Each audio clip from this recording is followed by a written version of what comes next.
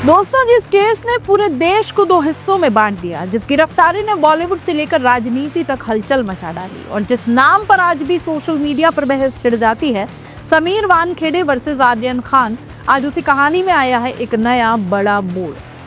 NCB के पूर्व अधिकारी समीर वानखेड़े वही अफसर जिन्होंने 2021 में क्रूज ड्रग्स केस में शाहरुख खान के बेटे आर्यन खान को गिरफ्तार किया था। अब वही समीर वानखेड़े खुद अदालत में हार गए हैं।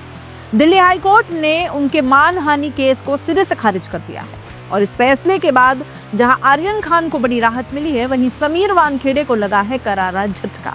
लेकिन सवाल यही है कि क्या वाकई bad boys of Bollywood web series में समीर वानखेड़े का मजाक उड़ाया गया? क्या एक अफसर की गरिमा को ठेस पहुंची या फिर ये पूरा मामला पब्लिसिटी और बदले की राजनीति का हिस्सा ही था?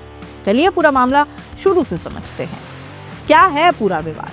हाल ही में नेटफ्लिक्स पर रिलीज हुई शाहरुख खान के बेटे आर्यन खान की web series bad boys of Bollywood, इस सीरीज के एक सीन को लेकर समीर वानखेड़े ने आपत्ति जताई। सीन में दिखाया गया कि एक नारकोटिक्स ऑफिसर क्लब में डीजे के पास जाता है, एक लड़की की तरफ इशारा करता है, फिर स्टार किड को पकड़कर बाहर ले जाता है।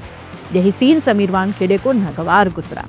उनका कहना था कि यह सीन सीधे तौर पर मुझे टारगेट करता है, मेरी छवि खराब करता है और ड्रग्स के खिलाफ काम करने वाली एजेंसियों की साख को नुकसान पहुंचाता है। समीर वानखेड़े का दावा था कि इस किरदार की शक्ल, सूरत, हाव भाव और पूरी कहानी क्रूज ड्रग्स केस से मेल खाती है। यानी आर्यन खान ने अपनी ही केस को लेकर एक अधिकारी का मजाक बना डाला। इसी आरोप के साथ समीर वानखेड़े ने दिल्ली हाईकोर्ट में Shahrukh Khan, Gauri Khan, red chillies entertainment और नेटफ्लिक्स इंडिया के खिलाफ मानहानि का मुकदमा ठोक दिया और डिमांड की पूरे 2000 करोड़ का हर्जाना। और ये भी कहा कि अगर ये रकम मिली तो वो टाटा मेमोरियल कैंसर हॉस्पिटल को दान कर देंगे। साथ ही मांग की गई कि विवादित सीन को तुरंत हटाया जाए। वानखेड़े के वकील ने अदालत में कहा कि सीरीज में हूबहू समीर वानखेड़े जैसा अफसर दिखाया गया है, इससे उनकी सामाजिक प्रतिष्ठा को गहरी चोट पहुंची है। दिल्ली हाईकोर्ट की single bench justice Pushpendra Kumar ने बड़ा फैसला सुनाया। कोर्ट ने साफ साफ कहा कि इस केस की सुनवाई दिल्ली में नहीं हो सकती। इसका अधिकार क्षेत्र मुंबई की अदालतों का है। दिल्ली हाईकोर्ट के पास ज्यूरिडिक्शन ही नहीं है।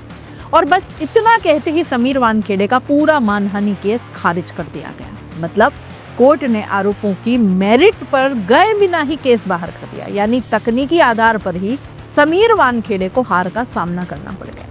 इस फैसले के बाद साफ है आर्यन खान और रेड चिलीज को फिलहाल बड़ी राहत मिल गई है। वहीं समीर वानखेड़े के लिए यह फैसला किसी करारे तमाचे से कम नहीं है।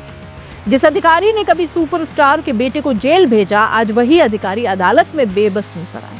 विडंबना देखिए, अक्टूबर 2021 मुंबई से गोवा जा रही एक क्रूज पार्टी, एनसीबी की रेड, आर्यन खान की गिरफ्तारी और पूरे देश में हंगामा मचा।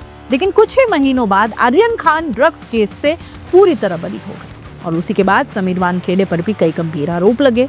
वसूली, फर्जी गवाह, राजनीतिक दबाव, जांचें शुरू हुई, करियर पर भी सवाल उठे और अब वेब सीरीज पर मानहानि का केस भी हाथ से निकल गया।